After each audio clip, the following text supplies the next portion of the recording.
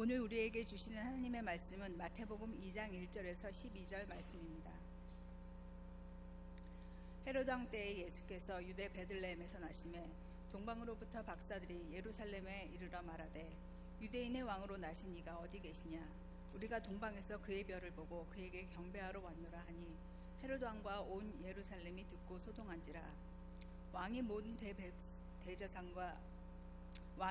대제사장과 백성의 서기관들을 모아 그리스도가 어디서 나겠느냐 물으니 이르되 유대 베들레헴이오니 이는 선지자로 이렇게 기록된 바 또 유대 땅 베들레헴아 너는 유대 고을 중에서 가장 작지 아니하도다. 내게서 한 다스리는 자가 나와서 내 백성 이스라엘의 목자가 되리라 하였음이니이다. 이에 헤롯이 가만히 박사들을 불러 별이 나타난 때를 자세히 묻고 베들레헴으로 보내며 이르되 가서 아기에 대하여 자세히 알아보고 찾거든 내게 구하여 나도 가서 그에게 경배하게 하라. 박사들이 왕의 말을 듣고 갈새 동방에서 보던 그 별이 문득 앞서 인도하여 가다가 아기 있는 곳 위에 머물러 서 있는지라. 그들이 별을 보고 매우 크게 기뻐하더라. 집에 들어가 아기와 그의 어머니 마리아가 함께 있는 것을 보고 엎드려 아기께 경배하고 보배압을 열어 황금과 유황과 몰약을 예물로 드리니라. 그들은 꿈에 헤로데게로 돌아가지 말라 지시하심을 받아 다른 길로 고국에 돌아가니라. 이 말씀은 살아계신 하나님의 말씀입니다. 아멘. 오늘 저희들이 나누고자 하는 말씀은 이 동방박사가 헤로드 왕을 별을 쫓아와서 만나게 되는 이야기에 대한 말씀입니다. 오늘 말씀에 등장하는 네 가지의 사람 혹은 그룹들이 있습니다. 첫째는 헤로드 왕이고, 둘째는 예루살렘에 있었던 일반 군중들이고, 세 번째로는 대제사장과 서기관들이며, 네 번째로는 동방박사, 이 네 사람에 대해서 잠깐 말씀을 묵상하려고 합니다. 그런데 제일 중요한 것은 누가 예수 그리스도를 그 진정한 의미를 알았는가 하는 얘기입니다. 누가 진정으로 예수 그리스도를, 그분의 충분한 가치를 알고 있는가? 첫 번째, 임금 헤롯입니다. 헤롯 대왕은 동방박사로부터 온 사람들로부터 뜻하지 않은 소식을 듣게 되었습니다. 유대인의 왕이 태어났다는 거예요. 탄생했다는 그러한 소식입니다. 아니, 자기가 유대인의 왕인데 지금 유대인의 왕이 탄생했다는 소식을 듣고 굉장히 놀라게 되었죠. 특별히 이 헤롯 왕이 유대 사람이 아니었어요. 우리 식으로 얘기하자면 대한민국 대통령이 한국 사람이 아니라 뭐 일본에서 왔다든지 필리핀이나 중국 사람이 됐다는 얘기와 비슷한 얘기예요.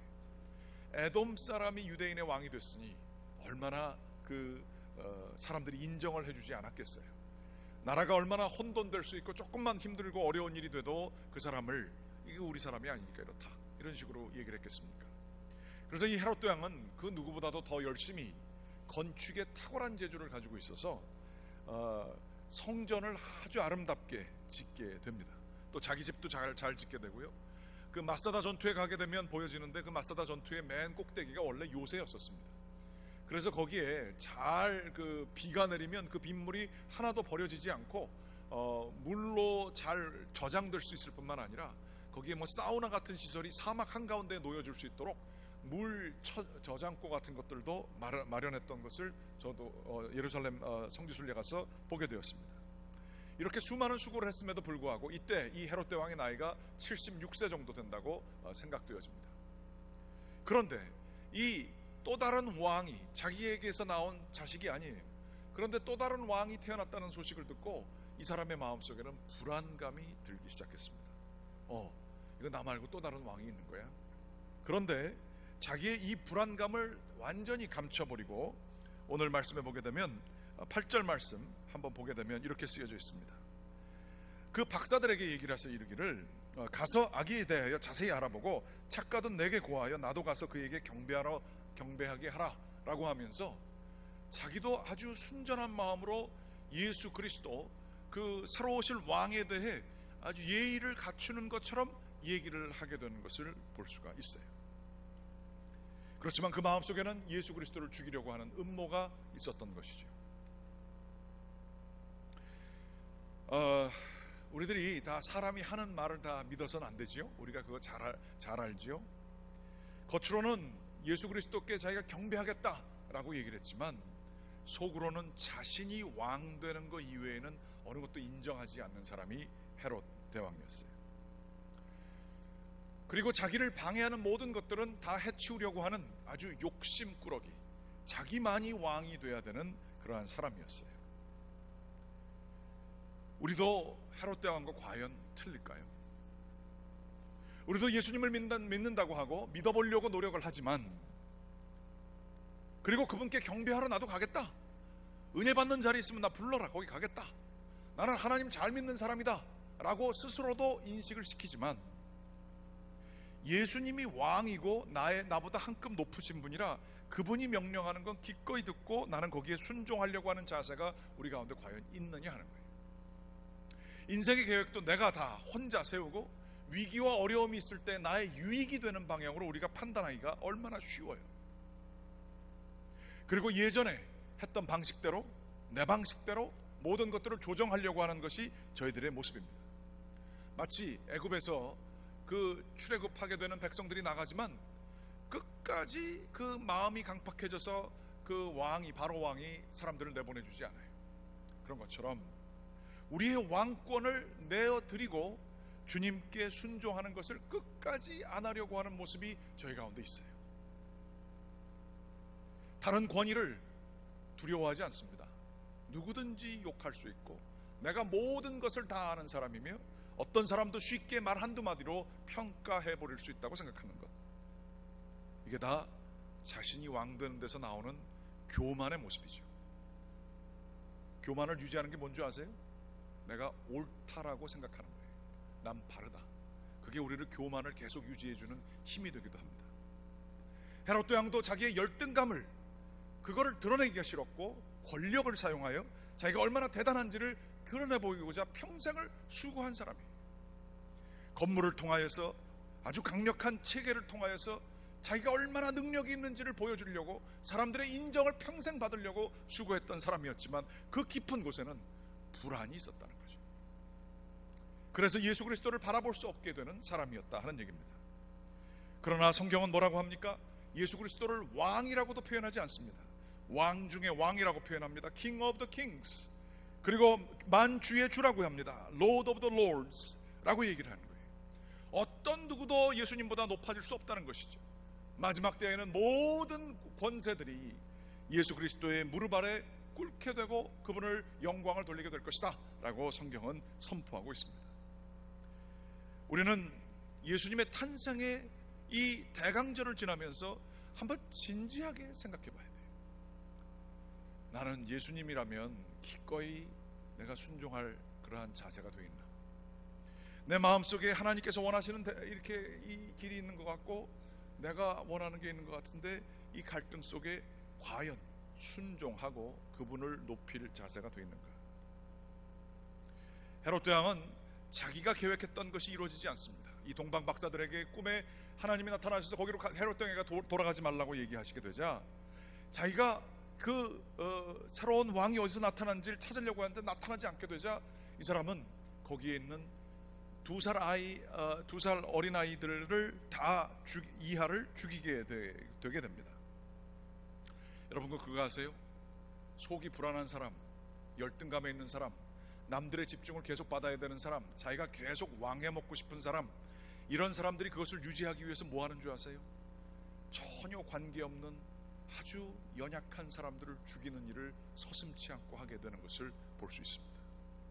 약함의 상징이에요. 오히려 강한 사람은 사람을 용서할 수 있어요. 받아들일 수 있어요. 그러나 끊임없이 작은 거에도 몸서리쳐하며 이 아무런 죄 없는 순진한 생명들을 뺏어가는 그 모든 포악한 행위를 하는 것은 이 자기가 왕 되려고 하는 사람들 주변에는 늘 있게 마련이에요. 둘째, 일반 백성들입니다. 3절 말씀 같이 보게 되면 1절서부터 3절까지 같이 한번 좀 읽어보겠습니다. 저는 배경을 보기 위해서 읽어보겠습니다. 시작. 헤롯 왕 때에 예수께서 유대 베들레헴에서 나사렛 나심의 동방으로부터 박사들이 예루살렘에 이르러 말하되 유대인의 왕으로 나신 이가 어디 계시냐? 우리가 동방에서 그의 별을 보고 그에게 경배하러 왔노라 하니 헤롯 왕과 온 예루살렘이 듣고 소동한지라. 헤롯 왕과 온 예루살렘이 소동했다. 그리고 나와 있어요. 우리가 이 얘기에서 이 예루살렘까지 소동했는지를 잘 모르는데 오늘 말씀에 그렇게 쓰여져 있어요. 다시 말하자면 이런 겁니다. 아니, 헤롯 대왕이 번연히 살아있는데, 그리고 그 집에 아들이 나지 않았는데, 이 유대인의 왕이 태어났다는 소식이 드러나자마자 이거 우리나라 정권이 바뀌는 거야? 우리나라 대통령 바뀔 때도 얼마나 난립니까? 그런 것처럼 온 사람들이 이제 뭐가 바뀌어지는 거야? 뭐가 흔들려지는 거야? 라고 하면서 소동이 일어나게 돼요. 우리식으로 얘기하면 매스미디어에 대서특필된 거예요. 이 동방박사라고 하는 사람들은 생긴 게 이 페르시아에서 왔다고 믿겨져요. 페르시아가 예루살렘에서 비행기 지금 타고도 한두 세 시간 걸리는 이러한 거리라고 볼 수 있는데, 거기에 짐을 싣고 그 별을 따라서 온 사람들, 이 사람들의 생김새가 말하자면 지금 이 아랍 계통 사람들과 비슷한 복장을 하고 살았던 사람들입니다.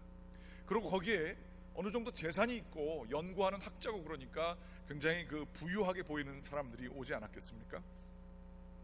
이 사람들이 예루살렘에 들어오게 될 때 사람들의 집중을 받게 되었을 것이고, 이 사람들이 온 이유가 유대인의 왕이 새로 났다는 것을 전파하기 위해서 왔다는 것이었죠.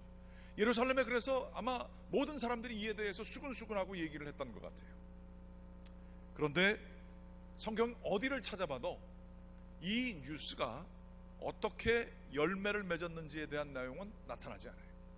이 동방박사들이 왔다가 하나님의 계시를 받고 조용히 떠나게 되니까 이 뉴스는 더 이상 힘을 발하지 않게 되고, 많은 사람들은 소동 한번 하고 끝난 거예요.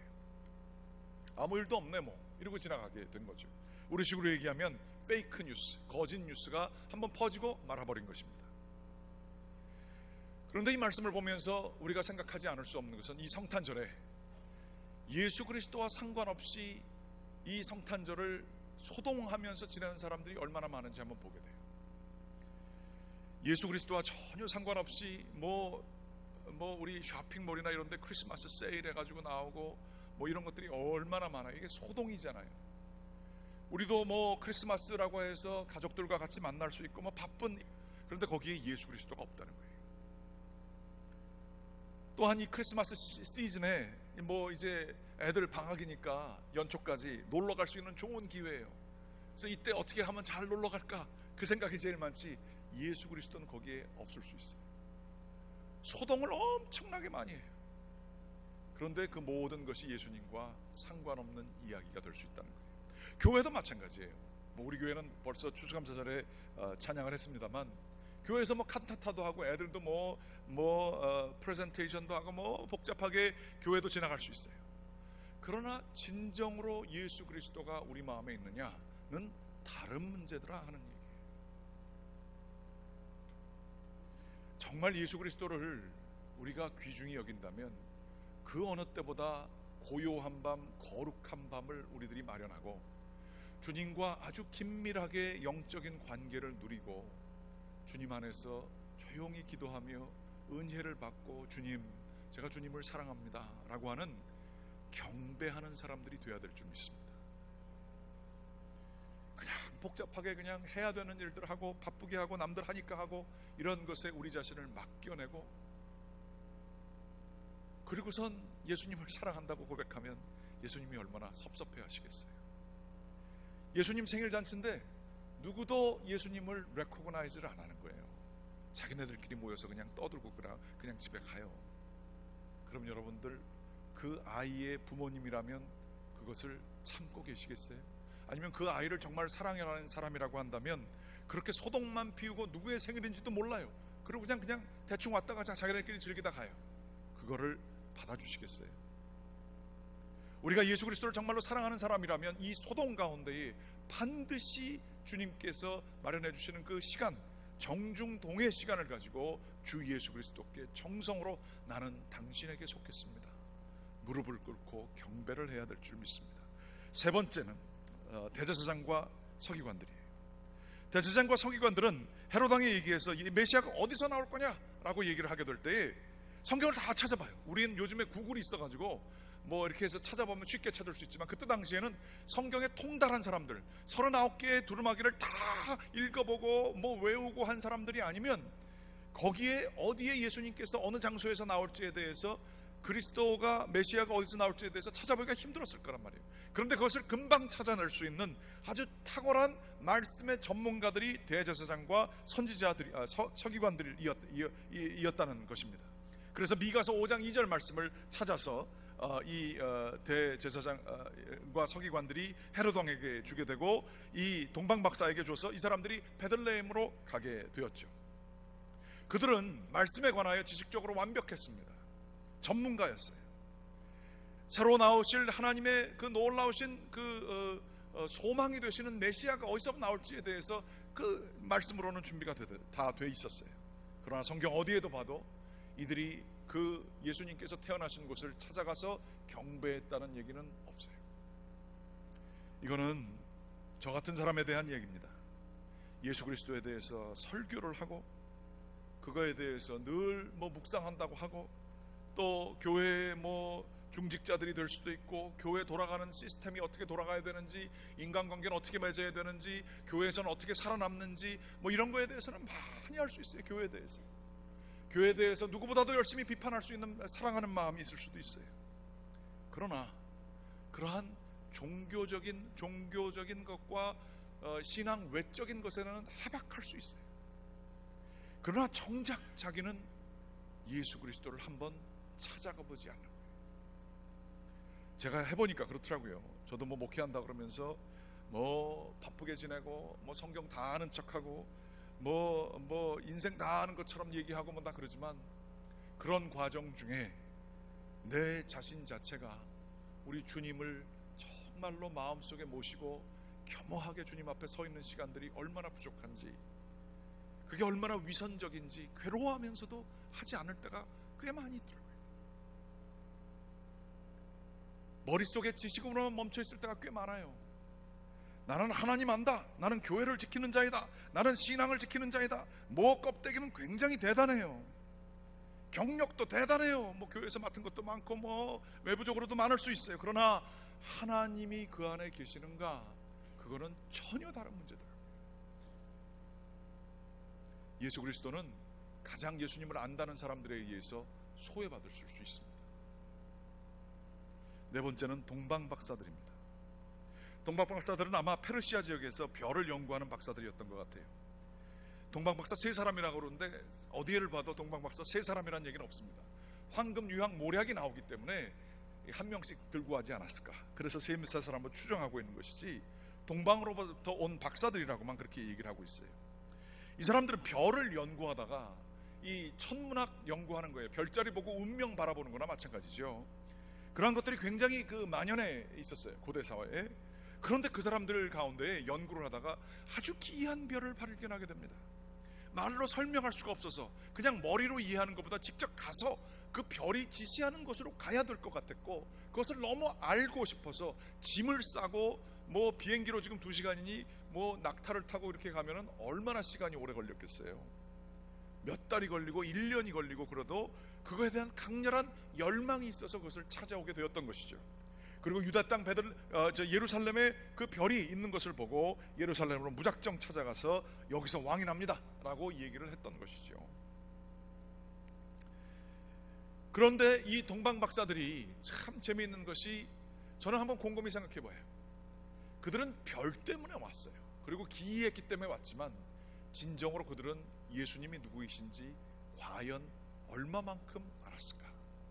그런데 재미있는 것은 하나님께서는 늘 이렇게 아주 전혀 상관이 없는 사람을 들어서, 아니면 전혀 반대되는 상황을 통해서 예수 그리스도가 누구이신지를 드러내놓는 행위들을 많이 하시는 게 성경에 쭉 나와 있어요. 예를 들면 이런 겁니다. 이 로마의 백부장이 예수님께서 십자가에서 돌아가실 때, 십자가에 돌아가시는 분을 보고 누가 영광스러운 모습이 아닌 그 치욕적인 모습을 보고 하나님의 아들이라고 그러겠어요? 아무도 예수님을, 이 제자들은 다 도망가서 지켜보지도 않고 있는 그 상황에서, 아무도 깨달을 수 없는 그 역설적인 상황에서 이 로마 백부장은 이 사람이야말로, 이분이야말로 하나님의 아들이었도다 라고 하는 고백하는 계시를 받게 돼요. 전혀 모르는 이 로마의 백부장이 말이에요, 어떻게 보자면 메시아의 정반대되고 적수가 돼야 될 사람이 예수님을 알아보는 거예요. 예수님을 모셨던 사람들이 누구냐? 이 부활하신 예수님을 만난 게 누구냐? 예수님을 따랐던 제자들이 아니에요. 예수님과 같이 삶을 살았던 사람들이 아니라 아주 연약한 여인들이 예수님을 바라보게 돼요. 또 예수님께서 유대인의 왕이라고 사람들이 조롱하려고 예수님의 십자가 위에다가 걸어놨지만 그것의 참된 의미를 그 사람들은 네가 유대인의 왕이면 이렇게 되겠냐라고 하면서 조롱하였던 것이죠. 그렇지만 그게 바로 예수님의 진정한 참된 의미가 되었던 것이죠.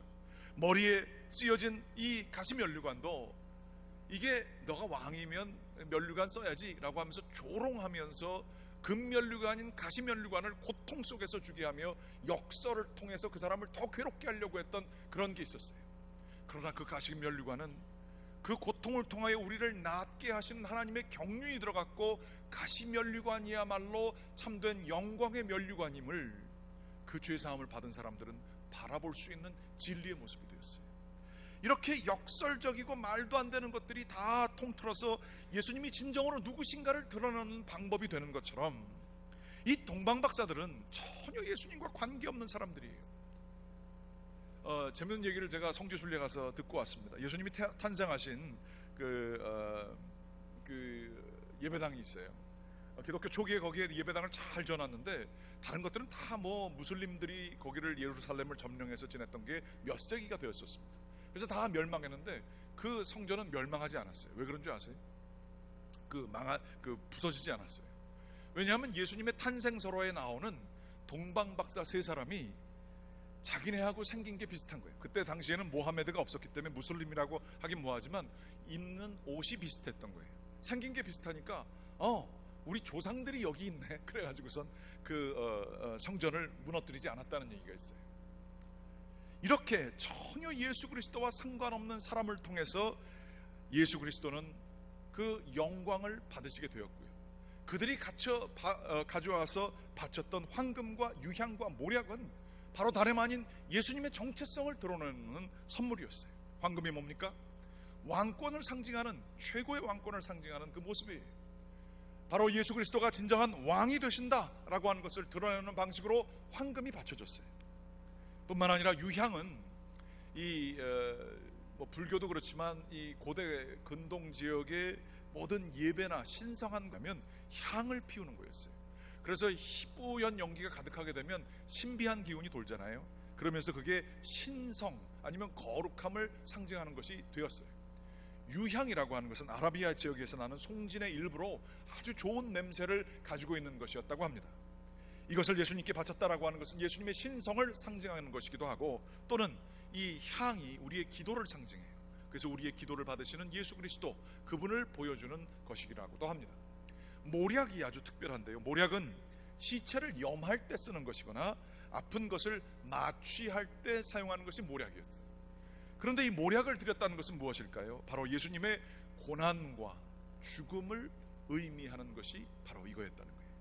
예수님의 왕권과 예수님의 신성과 또한 예수님의 죽음과 고난에 대해서 예견하였듯이 이 동방박사들을 통하여 예수님이 누구신지 전혀 모르고 이스라엘의 구속 역사를 전혀 모르는 사람들을 통해서 예수님의 본질을 보여주신 것을 볼 수가 있어요. 그러나 동방박사가 과연 우리가 알고 있듯이 예수 그리스도의 진정한 의미를 온전히 알고 있었을까? 그들을 통하여 예수님께서는 영광 받으셨지만 진정으로 예수 그리스도가 누구이신지는 누가 알고 있었는가? 아니, 좀 더 깊게 들어가서 우리라고 해서 교회를 나오고 하나님 믿는다고 하고 예수님 사랑한다고 하지만 예수 그리스도의 진정한 의미를 우리는 얼마만큼 이 성탄절에 깊이 깨닫고 묵상하고 감사하고 있는가? 오늘 이 힌트를 주는 말씀은 이 마태복음 2장 1절부터 12절에 사람의 모습으로 등장하지 않습니다. 그러나 우연찮게 발견된 미가서 5장 2절 그리고 미가서의 배경을 보게 되면 예수 그리스도가 누구이신지를 알아볼 수 있는 희망이, 진정한 예수 그리스도가 누구이신지를 알게 됩니다. 다 같이 한번 우리 미가서 5장 2절 말씀을 같이 한번 좀 읽어보겠습니다. 시작. 베들레헴 에브라다야, 너는 유다 족속 중에서 작을지라도 이스라엘의 다스릴 자가 내게서 내게로 나올 것이라. 그의 근본은 상고의 영원에 있느니라. 3절도 혹시 있으시면 좀 보여주시겠어요? 같이 미가서 5장 3절도 읽겠습니다. 그러므로 시작. 그러므로 여인이 해산하기까지 그들을 붙여 두시겠고 그 후에는 그의 형제 가운데 남은 자가 이스라엘 자손에게로 돌아오리니. 아멘. 이 미가서는 다름 아닌 이런 얘기를 전하고 있어요. 미가서가 쓰여진 배경은 요즘에 우리 역대하 생명의 삶 같이 묵상하고 있는데 아하스 왕, 남한국의 12대 왕이 있을 때 얘기였습니다. 이 아하스 왕은 굉장히 유대교 신앙에 반하는 것들을 골라서 한 사람이었어요. 성전 문에 성전을 문을 닫아버리고 제사장들로 하여금 제사를 드리지 못하게 한 그러한 반역적인 사람이었어요. 이때에 선지자들로 하여금 그때의 고통 속에서 또 다른 고통이 있을 것을 이 미가 선지자를 통하여서 예언을 하셨던 얘기예요. 말하자면 바벨론의 세월이 이제 오게 될 것이다. 유다가 이제 바벨론에 의해서 이러한 우상 숭배를 하는 아하스 왕 같은 사람들을 통하여서 이 유다가 망하게 될 것이고 너희가 바벨론으로 끌려가게 될 것이다. 미가서 4장 8절 말씀, 4장 6절서부터 10절 말씀인데 우리가 9절과 10절 말씀 같이 한번 좀 읽어보겠습니다. 시작. 이제 내가 어찌하여 부르짖느냐? 너희 중에 왕이 없어졌고 내 모사가 죽었으므로 내가 해산하는 여인처럼 고통함이냐? 딸 시온이여, 해산하는 여인처럼 힘들여 나을지어다. 이제 내가 성읍에 나가서 들에 거주하며 또 바벨론까지 이르러 거기서 구원을 얻으리니 여호와께서 거기서 너를 내 원수들의 손에서 속량하여 내시리라. 아멘. 앞으로 있게 될 재앙을 얘기하지만 그 재앙 속에서 이스라엘 사람들을 향한 희망을 얘기하고 있는 것의 상징이 해산하는 여인 그리고 그의 자녀에 대한 얘기였었어요. 무슨 얘기입니까? 너희 중에 이제 왕이 없어지게 될 것이다. 그리고 모사라고 쓰여져 있는데 모사는 이 카운셀러, 어떻게 해야 될지 살아야 될지 모르는데 가르쳐줄 사람이 없는 거예요. 상담해줄 사람이 없는 거예요. 그런 사람들 죽었어요. 어떻게 할 줄 몰라서 고통 속에 부르짖는 것이 해산하는 고통을 가지고 있는 여인처럼 아주 신음하며 그 신음이 가시질 않는 거예요. 우리 해산하게 될 때 뭐 몇 분마다 고통이 계속 오잖아요. 조금 쉴만 하다가 또 고통이요, 또 고통이요. 너무 괴로워서 신음소리가 자기도 모르게 막 이 바깥으로 펼쳐지게 되는 것이 이 사람들이 있게 될 앞으로의 미래를 보여주는 것이죠. 그런데 이게 이제 성경이 참 이 반전과 역설이 얼마나 많은지 몰라요. 딸 시온이요, 이 여자니까 시온을 여자라고 부르면서 비유적으로 부르면서 이런 얘기를 하는 거예요. 너가 해산한 여인처럼 고통 가운데 있을지라도 너희가 거기서 버려지는 게 아니다.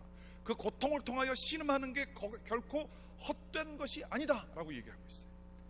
거기서부터 힘들여 소망이라고 하는 것이 가지고 나아가게 될 때 소망이 실제가 될 것이다. 너희의 신음소리가 허망한 소리가 아니라 거기에서 무언가가 생명이 나오게 될 것이다.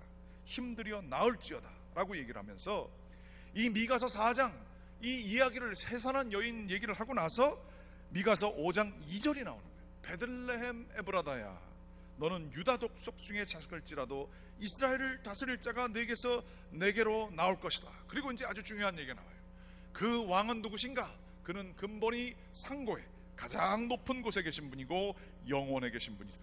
이렇게 얘기가 나옵니다. 우리의 그 괴롭고 힘들고 어려운 눈물과 아픔과 신음이 있지만 이 소망을 잃지 않고 계속 그것을 견뎌나가면 반드시 하나님께서 위로를 주사 그 우리의 아픔과 어려움을 치유해 주시고 회복해 주실 그분이 반드시 오실 것이다. 하나님의 사랑을 여기서 보여주고 계시는 거예요. 우리에게 힘들고 어려운 삶이 놓여져 있지만 절망하지 말아라. 소망 가운데에서 그 고통을 끝까지 견뎌낼지어다.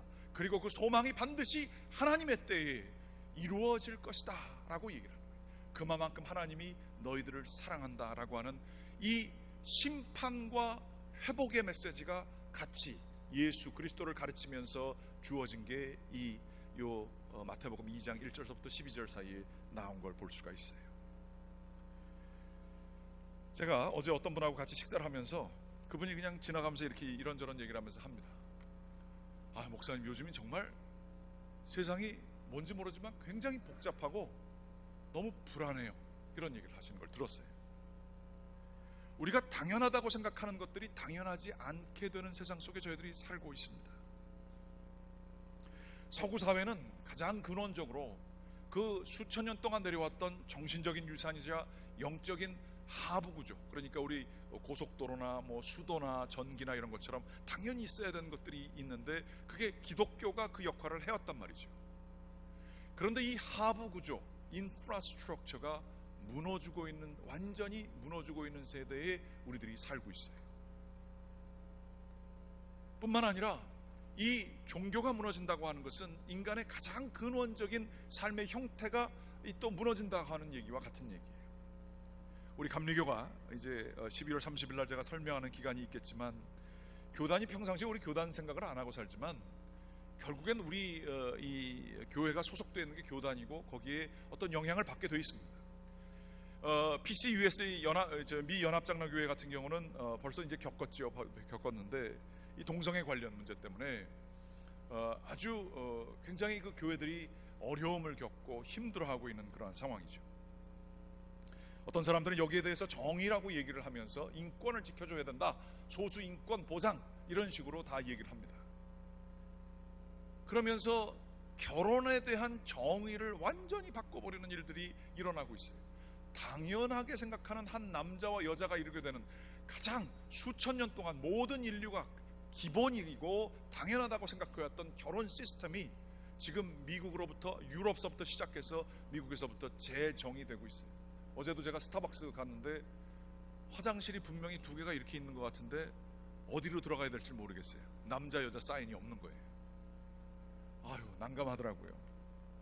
이 문을 들고 열어갈까, 저 문을 열고 들어갈까, 그러다 실수하지 않을까, 이런 세상에 살고 있어요. 당연하지 않은 것들이 얼마나 많고 아주 좋은 말로 표현되고 있죠. disruption이라고 합니다. 기본적으로 당연하다고 생각했던 것들을 다 흔들어 놓는 게 미덕으로 취급받고 있는 세상에서 살고 있어요. 혁신은 필요한지 모릅니다. 그렇지만 하나님 앞에서 당연히 지켜야 될 창조의 질서들이 어긋나게 되는 것은 과연 그게 좋은 의미의 disrupt, 도덕이 없어지고 사회의 근간이 없어지고 이런 세상, 이런 성적인 문제만이 아니에요. 가장 근원적인 영적인 근간이, 아니 신앙생활 잘하던 사람들도, 하나님 앞에 서서 사는 것이 무엇인지 알았던 사람들도 굳이 이렇게 내가 살아야 되나? 라고 하며 자기의 편함과 유익을 쫓아가는 것들이 익숙해진 세상에서 살고 있어요. 시편을 지난 수요일 날 묵상을 했는데 이런 표현이 있어요. 열심히 하나님께 피해서 하나님 앞에서 살던 사람인데 친구가 도와준다면서 하는 얘기예요. 야, 새처럼 빨리 도망가 버려라. 너가 여기 거할 곳은 없다. 여기에 발을 디고 땅에 서 있을 곳이 없다 라고 얘기하며 무슨 얘기를 하냐면, 터가 무너지고 있는데 의인이 무슨 의미가 있겠느냐, 이러한 조언을 해줘요. 온 세상이 지진이 나서 터가 무너지는데 네가 지금 올바른 거를 가겠다고? 그게 무슨 의미가 있어? 이런 소리가 친구가 하는 소리가 아니라 우리들에게 들려주는 소리예요. 내가 스스로 하게 있는 얘기예요. 하나님 그렇게 열심히 믿어서 뭐해? 교회 뭐 생각날 때 가면 되는 거지. 하나님 앞에 어떤 누구도 예전에는 이 하나님이라고 하는 존재를 잘 몰라도 그 앞에 서는 게 당연했는데 대놓고 하나님을 무시하는 행동들을 우리가 하기 시작했어요. 그게 우리의 삶 속에 들어왔어요. 모르는 사람이 아니라 잘 믿던 사람들에게도. 이 시대에 그 시편의 뒤편에 그렇게 나와 있어요. 그래, 땅이 무너지고 터가 무너지냐? 그러나 하나님의 하늘에 있는 영원한 보좌는 변치 않고 계시고 그분의 절대적인 주권은 변하지 않을 것이다. 나는 그분에게 피해서 살 것이다 라고 얘기를 합니다. 그리고 그분은 반드시 악과 의를 찾을 것이며 그분께서는 반드시 하나님의 뜻에 부합하며 사는 사람들을 보상하실 것이다 라는 얘기가 나와져 있습니다. 그렇습니다.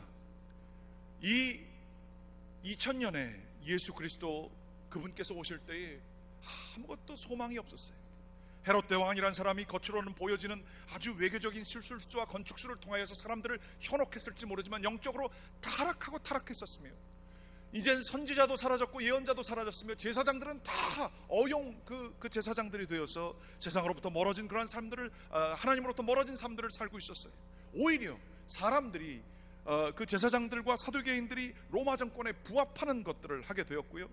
그리고 평신도 중에서 바리새인이라고 하는 사람들이 종교를 개혁하겠다고 하며 유대교를 새롭게 하겠다고 하며 살았지만, 그 사람들은 하나님에게 관심이 있는 게 아니라 자기들의 이름을 높이는 데만 관심이 있었어요.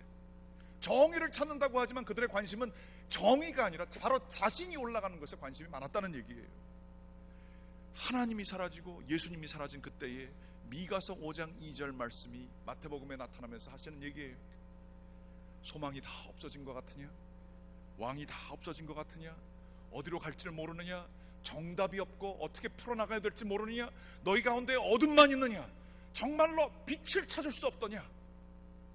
그러나 유대 땅 작은 고을 베들레헴아, 너희에게 소망이 있다.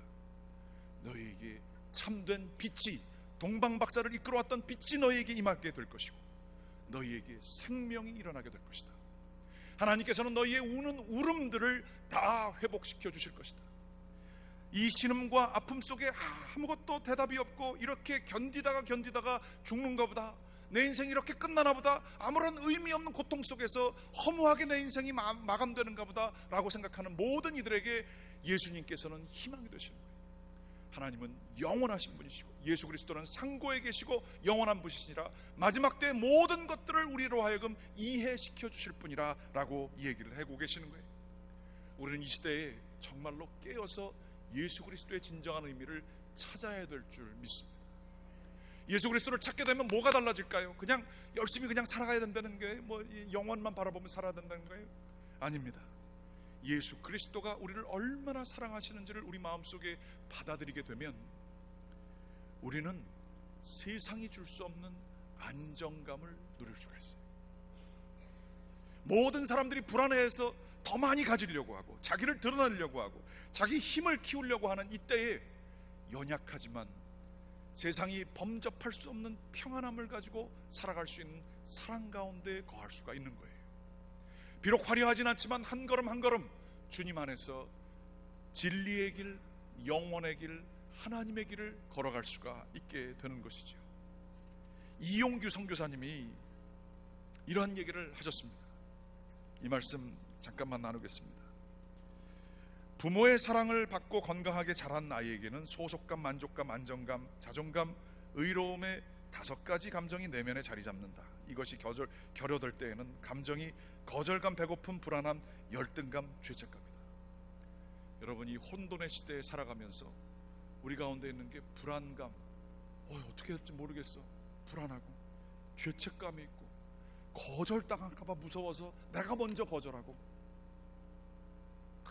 그냥 영혼이 배가 고픈데 그거를 그냥 세상적인 걸로 채우려고 하는 배고픔, 내 거 조금이라도 더 즐겨야지, 내가 지금 젊었을 때 더 즐겨야지, 이런 거 채우려고 하는 거야. 그러면서도 이걸 이렇게 하면 안 되는데 죄책감, 이런 게 복음이 우리 가운데 자리 잡지 않았을 때 나타난 삶이에요. 예수 그리스도가 우리 가운데 생명으로 안 왔을 때 나타나는 현상들이에요. 그 다음에 또 이렇게 됩니다. 복음의 실제를 경험하지 못하면 우리는 껍데기에 둘려 살아간다. 내면 깊숙이 자리 잡은 자아의 누추함과 불안함의 실체가 드러날까 두려워서 칭찬을 받을 만한 것으로 자신을 치장하려고 한다. 예절, 외모, 능력, 주변 사람의 인정, 물질적인 번영, 편안한 사람의 환경, 일과 학업과 사업의 성공 등, 이게 껍데기에 치중하는 헤롯 대왕과 같은 삶이에요. 더욱이 영적인 영역에 있어서도 하나님께 이렇게 외식하는 태도로 다가가는 경우도 있다. 이게 대제사장과 서기관이에요. 이것이 영적인 메마름과 장기 침체의 원인이 된다.